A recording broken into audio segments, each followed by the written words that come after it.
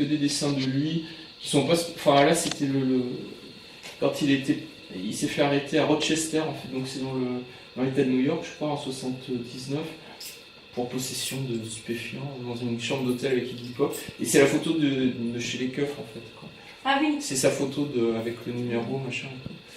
Et voilà, donc après je les crame sur Photoshop et puis je les redessine, quoi. Et comme je sais pas dessiner, en fait, c'est vraiment, je redessine pas pixel par pixel, mais limite, quoi, ce que je vois ce que je reprojette, quoi. Donc après, moi, mon intervention perso, c'est justement le degré de pixelisation du dessin, et puis après le fond que je peux rajouter, quoi. Et voilà, et les accidents de transformation, en fait. Enfin, de transmutation, on va dire, quoi. Et voilà. Et ça, c'est un truc que j'ai pas fini encore. Donc ça, c'est pour une expo que je vais faire en vidéo chronique bientôt. Et donc, je l'ai trouvé 20 € chez Emmaüs. C'est un mec... j'aime pas trop les blancs à dreadlocks, mais là, c'est un métis à dreadlocks. Donc c'est cool. Et je trouve c'est un vrai mec cool, en fait. Mais je déteste les blancs à dreadlocks, en fait. Je trouve que c'est une espèce de posture de merde. Mais bon, ça, c'est mon opinion, qui n'engage que moi. Et là, donc le mec, en fait, ça fait souvent... Enfin, il me voit souvent, quoi. Et puis je file des trucs aussi, j'aime bien donner des trucs à Emmaüs. Et donc, il m'a fait un putain de prix de sa race, quoi. Il m'a fait 20 € au lieu de 25. Porte-parapluie en céramique, en vraie céramique. Et que je vais sûrement... alors, j'ai pas... Le socle, en fait, ça va plutôt être ça, je pense. Là, je vous fais la démo. Le tutoriel Denis Brun sculpteur. Wannabe sculpteur. Donc, tutoriel Denis Brun sculpteur. Wannabe sculpteur, voilà. Donc ça serait ça, en gros, ça va peut-être être comme ça, en fait. Avec, je pense, hein. Après il y aura des fils de fer que je vais planter là-dedans, et à la pointe desquelles je vais mettre ça, en fait, des petits yeux que j'ai ramenés de New York il y a super longtemps, en fait, dans un magasin qui a évidemment disparu depuis, et c'était un truc où ils vendaient que des merdes pour Halloween, quoi. Donc j'avais trouvé ça, c'était 50 cents, l'œil. Un truc, je sais même pas, c'était un pack, en fait, je sais plus. Enfin, voilà, ça va sortir comme ça, et je pense que ça devrait être bon, mais je suis pas sûr, en fait. Faut le faire pour voir si ça marche. Voilà, sinon ça c'est les trucs que je vais exposer bientôt chez Porte-Avions, pour une expo en janvier qui s'appelle Bestiaire, je crois, un truc comme ça. Vas-y ta mère la pute. Ouais, j'aime bien dire des gros mots aussi, en fait. Qu'est-ce que t'as dit comme gros mot? Ta mère la pute. Ah bon? Ouais, ça me soulage, en fait, quand je dis ça. D'accord. Et... bon, il y en aura deux, hein. Enfin, je vais pas les monter tous les deux, parce qu'après, il faut que je colle les têtes, sinon ça tombe. Donc voilà, et derrière, il y a un mot pour la paix dans le monde. Un mot de hippie, alors que je déteste les hippies, mais bon, ils ont pas fait que des conneries, quand même. Et voilà. Donc ça, le petit truc, je sais pas où ça va aller. Genre comme ça. Ça, c'est Philippe Turc qui me les a donnés parce que ils m'en avaient filé il y a longtemps, je les ai perdus, donc ils m'en ont redonné. Et voilà. Donc... et puis sinon... après ce truc là, c'est une grosse étoile que j'avais montrée il y a longtemps dans une expo à Cap 3000, dans un endroit qui s'appelait Attends, comment ça s'appelait? Cap 3000, c'est à Nice? C'est à côté de Nice, ça, ouais. Au centre commercial? Le module. Il y avait un truc qui était géré par des mecs que je connais à Nice qui sont graphistes, qui ont une boîte qui s'appelle ça s'appelle la langue du caméléon, un truc comme ça. Et en fait, ils géraient un truc qui appartenait à Galerie Lafayette, qui s'appelait le module, qui était un grand entrepôt. Et j'avais fait une grosse étoile comme ça qui était posée au sol, je crois.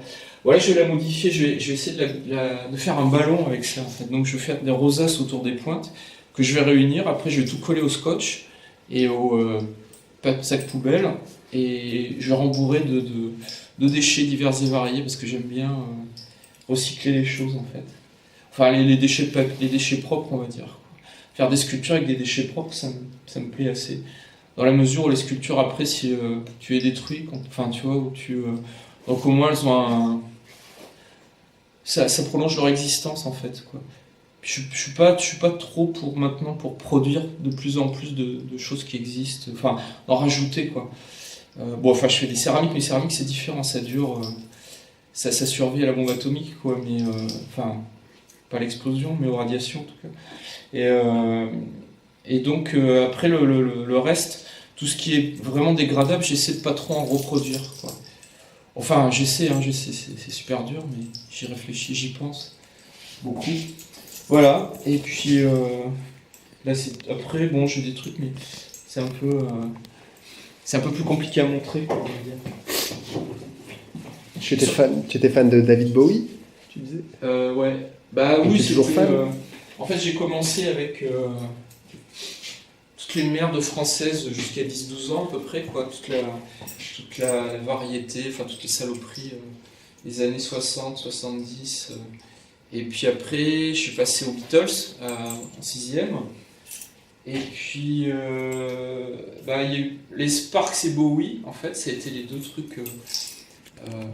Donc j'ai été initié au punk funk californien assez tôt, quoi, finalement, avec les Sparks.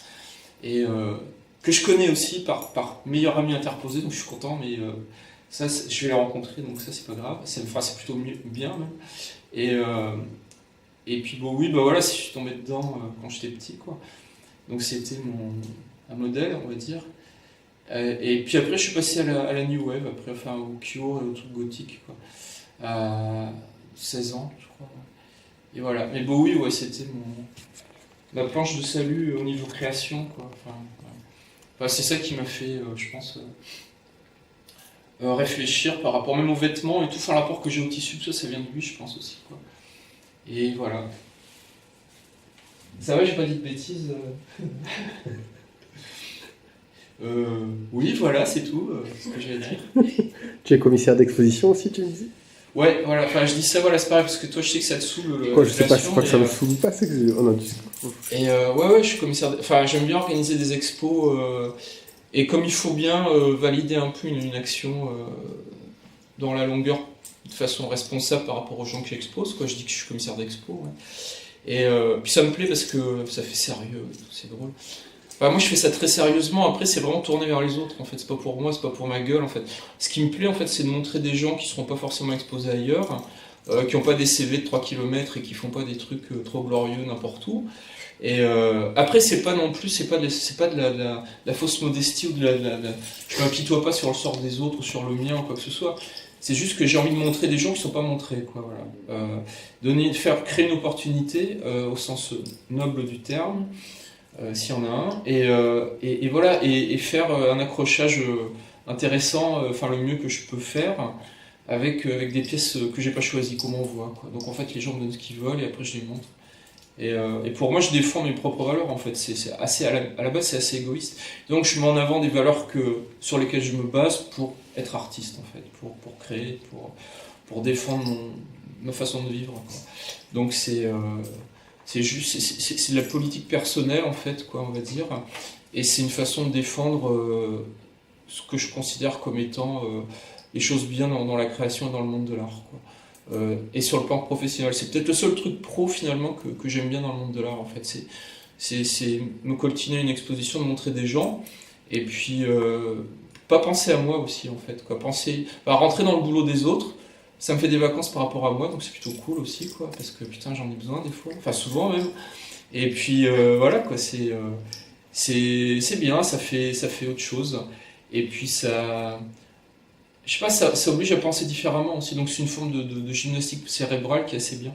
C'est un de mes profs qui m'a appris ça il y a très très longtemps à la Villa-Arson, en fait, qui s'appelle Paul de Vautour, qui m'a... Oh, ça y est, c'est fini. J'ai dépassé le temps Putain, j'ai plus, faut que je refasse le numéro pour laisser un message sur le répondeur. Putain, merde, mais j'ai plus de sous. Parce qu'il n'y a pas de cabine dans mon atelier. Ah merde, fais chier. Et voilà, quoi. Donc... Tiens, regarde. Ouais, Paul de Vautour, donc c'est lui qui m'a appris à rentrer dans le boulot des... Enfin, il m'a pas appris. En fait, j'ai compris ça chez lui. C'était un espèce de conceptuel froid et un peu asexué... enfin voilà, professeur à la Villa-Arson dans les années 90, et je comprenais pas pourquoi comment il faisait pour me donner des conseils judicieux sur mon boulot alors qu'on était super différents.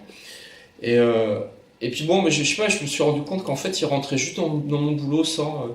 il écoutait ce que je lui disais, donc il le prenait en compte et puis il l'intégrait à son raisonnement, puis il rentrait dans mon boulot. Et il en ressortait, et vu qu'il avait une approche extérieure, en fait, bah, c'était vachement intéressant, c'était un autre angle de visionnage des choses, et de façon très subjective, en fait, quoi. Objective. Et donc, voilà, il a enlevé toute forme de subjectivité, enfin, le plus qu'il pouvait. Et je me suis servi de ça pour ben voilà, je l'ai intégré aussi dans ma façon de voir. Et dès que j'ai eu ce lieu, en fait, enfin, j'ai toujours envie de montrer des gens, parce que c'est une forme d'injustice aussi qu'il y ait des gens qui ne soient pas montrés, qui font des super boulots, des gens qu'on aime bien, enfin on a toutes les raisons du monde de voir l'exposer les autres, quoi, si on est un peu intègre. Et en fait, voilà, donc une fois que j'ai eu ce lieu-là, bah, j'ai commencé à exposer des gens, parce qu'il y a un truc qui s'appelle les ateliers, enfin c'est quoi, ouverture d'ateliers d'artistes en fait, ouais, c'est ça tous les ans à Marseille. Et donc il y a pas mal de com en fait là-dessus, quoi. Donc il y a le mairie qui s'en mêle, il y a l'atelier Boisson, tout ça, enfin le château de Servières. Et donc c'est c'est une opportunité d'utiliser un flux d'informations en fait, de communication pour montrer d'autres gens en fait. Enfin moi je l'ai vu comme ça. Donc je me suis dit ok, j'ai cet atelier. Je me suis même pas mis dedans les 2 premières années en fait. J'ai mis que des gens, que des amis en fait de divers pays. Et je trouvais que c'était bien de montrer des. Je me suis dit c'est bien pour eux parce que ça leur fait une expo à Marseille, une vraie expo à Marseille. Là où ils n'ont jamais exposé, et puis moi je montre aussi aux autres d'ici ben, des boulots de gens d'ailleurs, quoi, qui sont pas forcément connus, mais qui font des trucs intéressants, et puis voilà, c'est une façon de voyager d'une certaine façon. Enfin, de s'ouvrir, quoi, et d'accueillir, et voilà, et donc ben, j'ai continué après maintenant, voilà, je fais ça chez Édouard Paradis, qui est une petite galerie de 6 mètres carrés à Marseille, et dans laquelle j'ai dû faire 8 ou 9 expos déjà. C'est chez Édouard Paradis? Ouais. C'est qui Édouard Paradis? Bah, c'est moi qui ai inventé le nom en fait. Ouais, c'est un espèce de. Il fallait que ça fasse un nom. Enfin, c'est un quartier super bourgeois. Enfin, pas super bourgeois, assez bourgeois, on va dire, à Marseille. Et je me dis, c'est bien de mettre un nom bourgeois pour une galerie qui ne l'est pas. Et en même temps, en fait, il y a aussi le fait de pouvoir. Ce que j'adore, c'est de montrer des gens qui viennent du monde entier sans dépenser 1 euro, quoi, quasiment. Enfin, sauf pour le transport, mais montrer des petites pièces qui ont déjà été produites. Donc c'est vraiment un concept d'économie aussi, c'est-à-dire de montrer des pièces qui existent déjà, qui n'ont pas été faites pour l'exposition. Après, si les gens veulent le faire, ils peuvent, hein, c'est pas le problème. Moi, je demande que les gens m'envoient ce qu'ils veulent déjà. Après, des pièces qui existent déjà, ou qui ont été montrées il y a longtemps, ou des vieilles pièces, ou des pièces expérimentales. Et comme ça, moi, ça me laisse une forme de grande liberté. J'ai pas de pression en fait pour les mélanger avec les autres pièces des autres artistes. Et du coup, quand je fais l'accrochage, je fais comme si c'était ma collection perso, privée. Comme si j'étais un privé qui exposait son truc et sa collection. Et du coup, bah, ça donne voilà, des espèces de dialogue entre les pièces.